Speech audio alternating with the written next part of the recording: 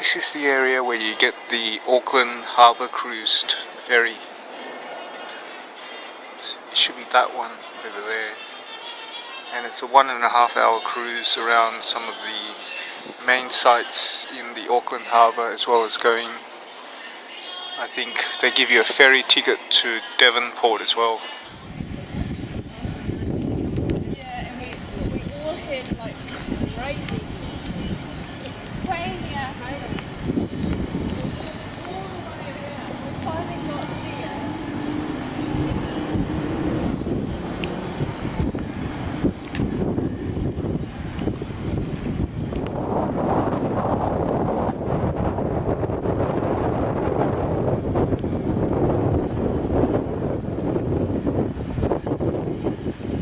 This is the Viaduct Harbour area of Auckland, with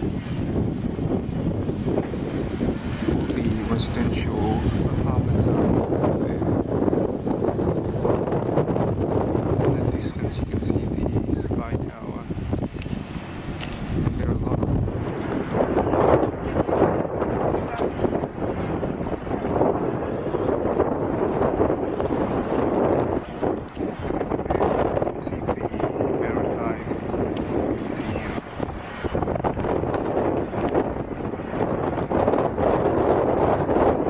Viaduct Convention Centre, which is used for holding events.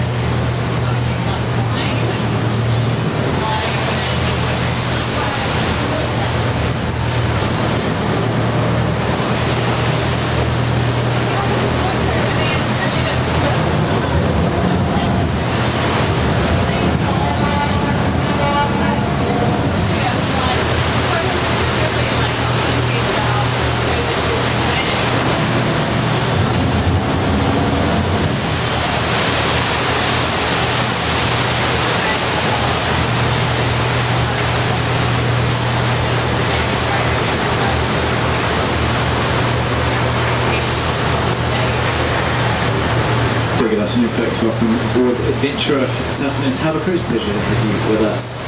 Unlike the event of an emergency whilst you're on this cruise, please remain calm for the instructions given by the crew.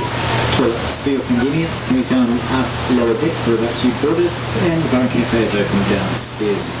I'd like to remind you, as part of the cruise today, you are entitled to a complimentary afternoon tea and a selection of muffins and slices down there, as well as an option of tea, coffee or orange juice.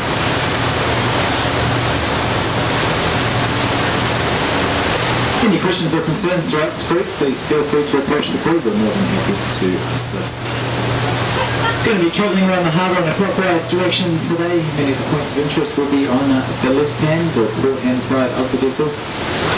Not too many people on the vessel, so we do encourage you to move around and make use of all the space available.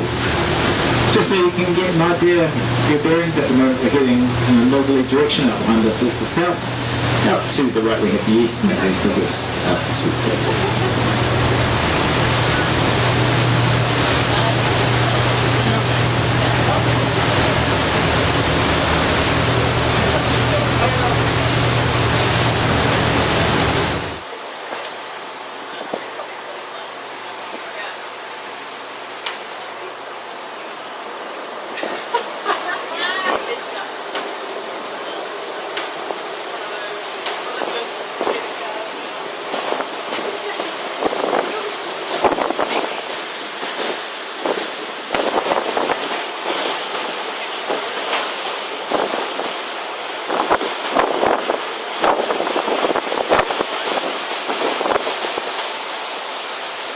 On the western side of Princess Road, we have mainly apartment living.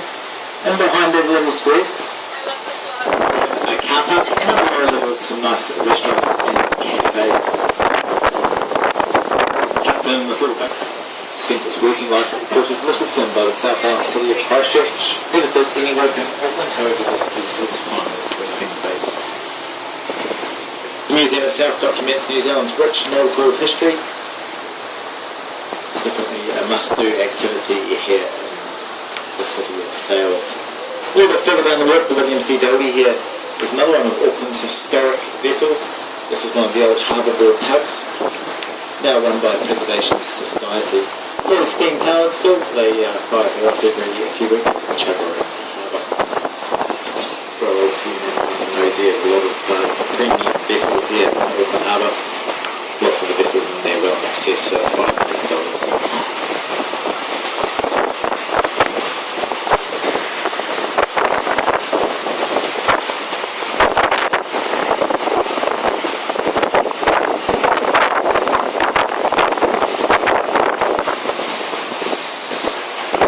So you can get all the fresh seafood while you're here in the city.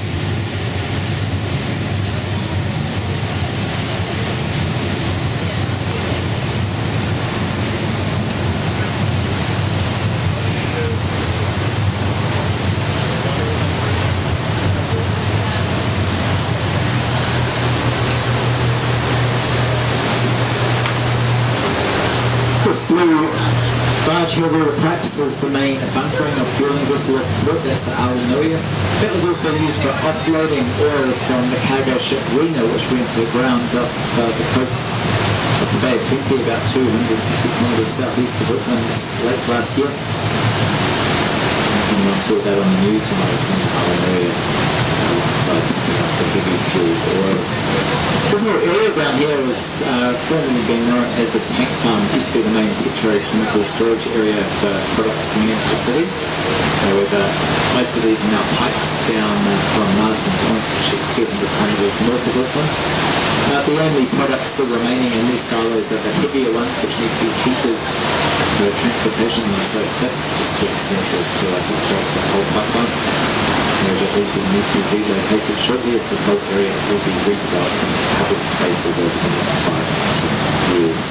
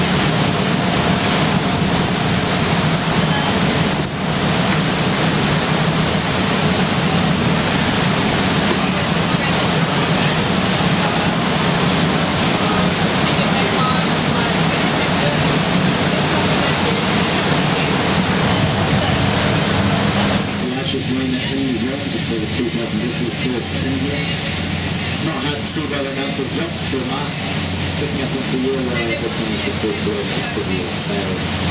The rock breakwater there offering green after pitching from these northerly rocks. Those rocks are actually carried from Rangitoto whereabouts who are now put into later on in the cruise. And also very well protected from the prevailing southwest wind out behind me by the hill of Mexico.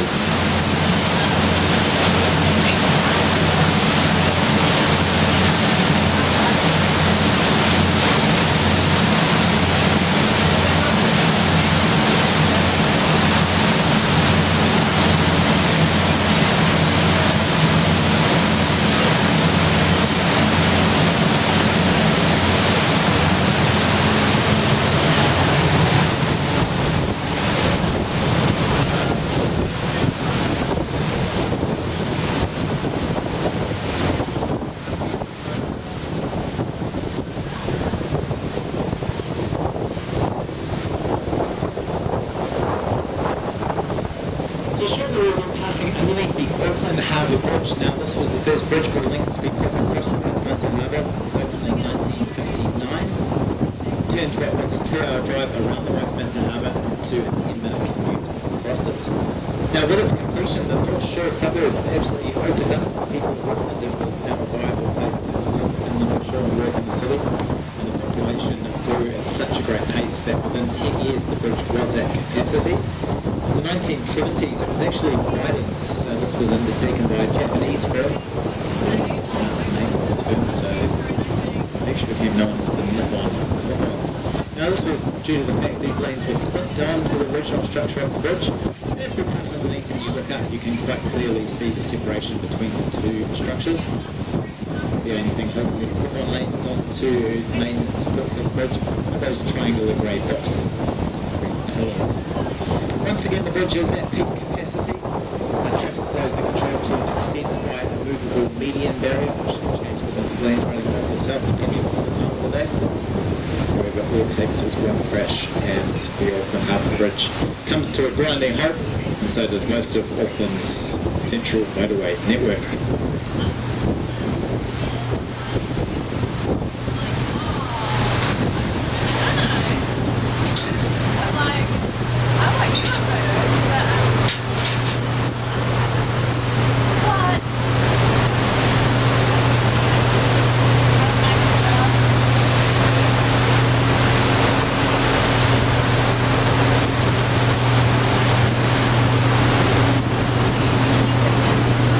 You can do a bungee jump off this harbour bridge. The bungee jump platform is just under the main span and to the left up there. You can also do the harbour bridge climb.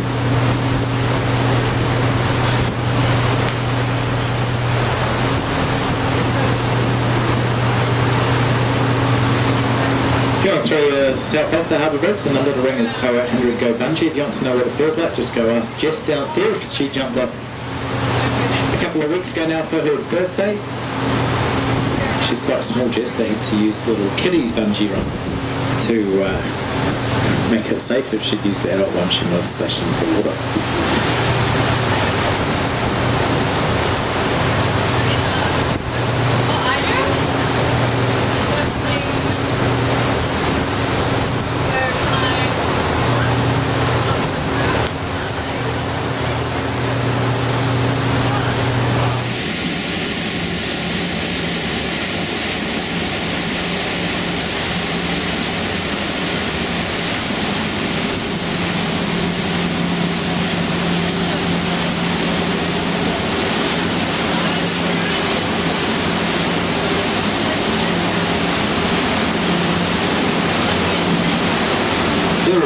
Island up there is Mata Island, or Watchman's Island in English. The mountain range right up the back is the Waitakere Ranges. That's the main water catchment area for the city of Auckland, and also the largest regional park in the city. Just over behind those mountains is the West Coast, famous for black sand surf beaches. The black sand is produced by iron content just on the coast. Now, the harbour does continue for another several nautical miles up to the northwest, whereabouts it ends up as a bit of a river at Riverhead. That's whereabouts Lauren comes from. Very nice pub up there, the Riverhead pub. some very nice beaches and things. This is as far up as we come today. It does actually get quite shallow.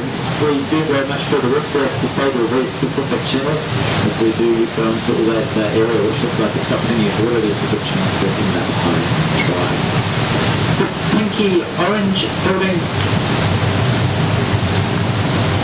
you can see is the Chelsea Sugar Refinery that's been there since 1886. Located on that site due to the abundance of fresh water springs just below the surface of the ground, and also had a good clay pan which they could use to fire and manufacture the bricks. Now this was obviously built a long time before the harbour bridge, however the supply ships still need to pass through. That's why they had to go for such a high central span on the bridge design. And these ships come down the harbour every 2 or 3 weeks. They must pass on the harbour bridge during daylight hours only. And they must have 2 harbour tugs along the sides. They then spend about 10 days offloading the raw sugar products into the refinery. And they can only do this when it's not raining, so very quick operation. A lot of raw sugar product comes from the Pacific Islands or from northern Queensland in Australia. On the ship that just left back for Australia, we packed away a few extra crates of sugar to send back to them after we get them for this rugby match with our neighbours across the Tasman.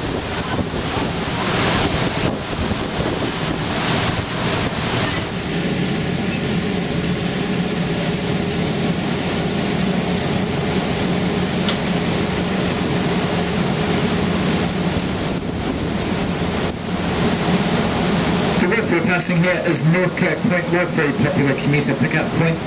Just further down the coast there we have Burke and Headworth. Between these two about 600 people utilise ferry travel to get in and out of the city every day.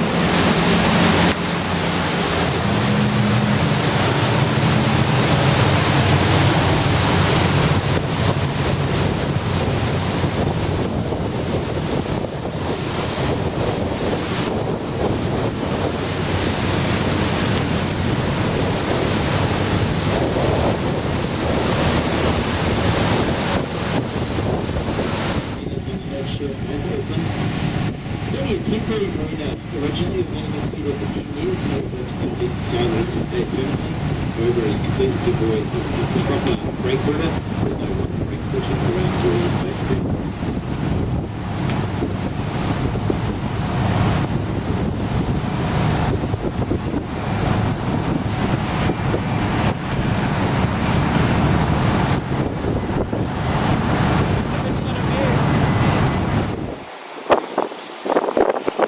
Story about Standing Bay, all those trees that you see around the bottom of the cliff face there, they started their lives up around the top of the cliff, usually during big storms. A little bit of a cliff does fall away into the harbour. In fact, just a couple of years ago, one of those houses had to completely redo their deck and swimming pool area, as most of them fell down into the harbour and had to be replaced.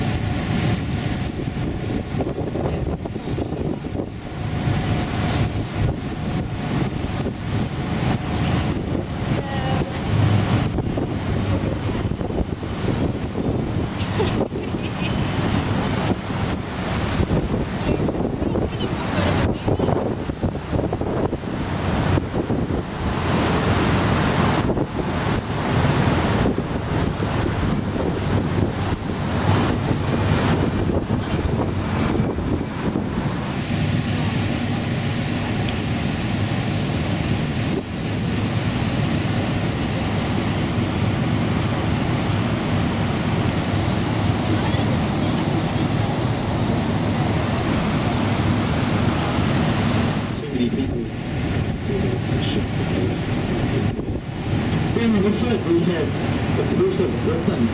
Now this is the largest port in the city, in the country. Handles majority of containerised cargo. Also a lot of vehicles brought in to the Port of Auckland. There's no car manufacturing plants running anymore. In fact, all of our vehicles are now imported from Japan and Europe.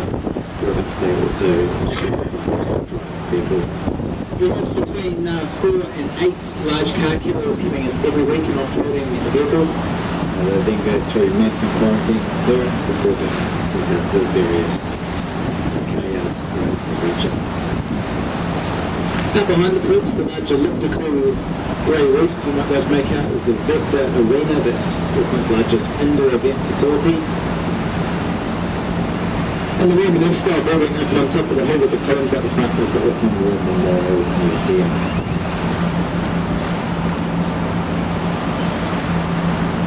The largest wharf here in the port is Ferguson Container Terminal. We're passing that now. Serviced by the large ZPMC style cranes.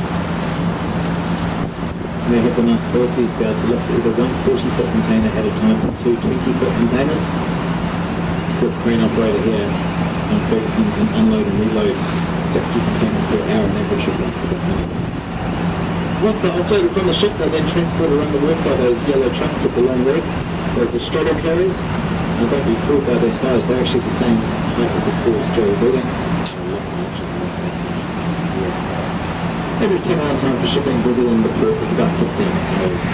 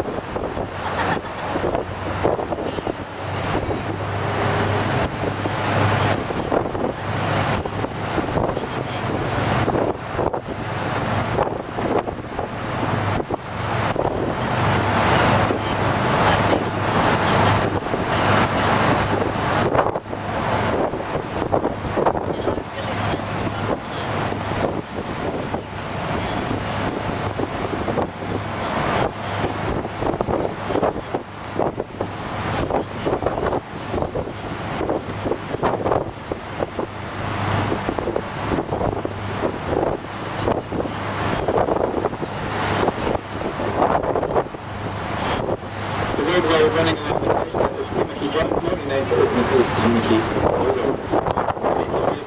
What are we travelling out to Auckland Harbour? Now this is on the east coast of the city. Eventually it comes out to the Pacific Ocean.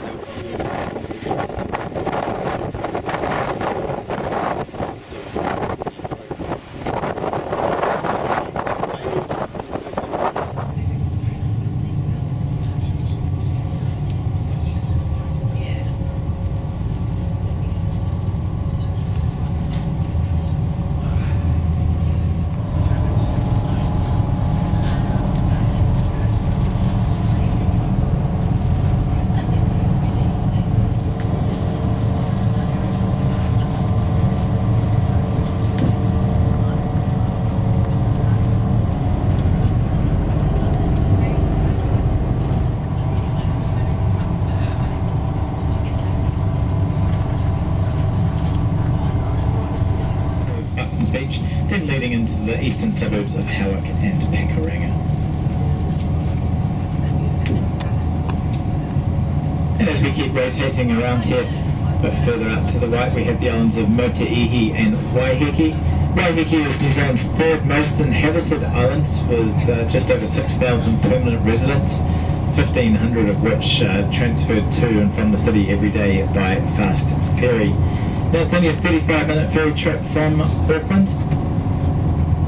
Has some of the most stunning beaches in the region, and also some of the best vineyards in the country. Now, it has its own microclimate despite it being so close to the central city. Annually, it has less rainfall, higher temperatures and higher sunshine hours, makes it ideal for growing grapes. Many Bordeaux-style wines and wineries operate out on the island. Ferries does have a variety of cruises you can do out there. The most popular is by far the Vineyard Explorer tour. Definitely worth doing if you have time here in Auckland. Ideally you need to have at least half a day if you want to go and explore Waiheke to its best. Information about those tours can be found in the brochures downstairs by the stairs, or you can ask any of the crew. They'll be more than happy to give you information about that. Jet Raider just passed in front of us. That's the only monohull in the Fuller's fleet and also the only jet boat. In fact, more matter spewed out of the earth during the eruption of Rangitoto than all of Auckland's other volcanic eruptions combined.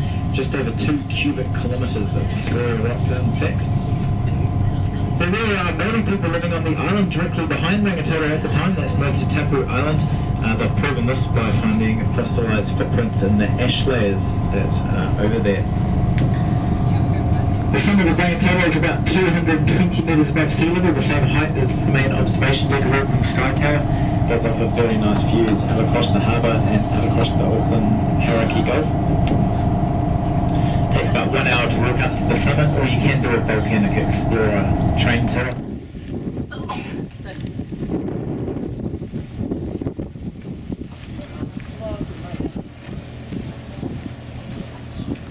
It's the ferry that I took to get to this island,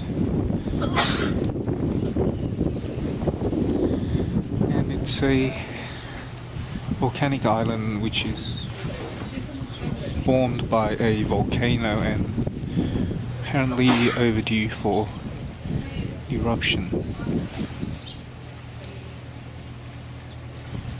Okay.